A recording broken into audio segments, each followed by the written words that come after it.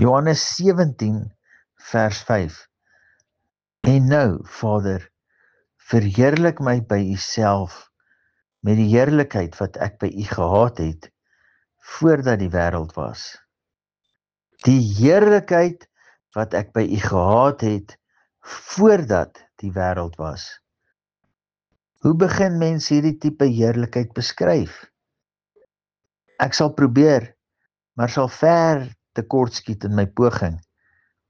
Heerlikheid wat ek by u gehad het. Die woord wat vlees geword het, verklaar homself.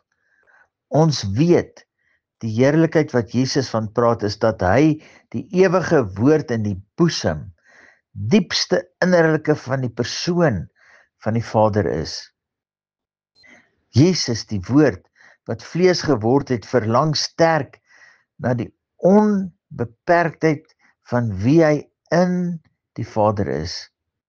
Die volkome, met niks tekorte, maar meer as alles, die soewereine liefde, genade en vergifnis in alle heiligheid, onbeskryfbare diepte van heerlikheid tussen Vader en Seun.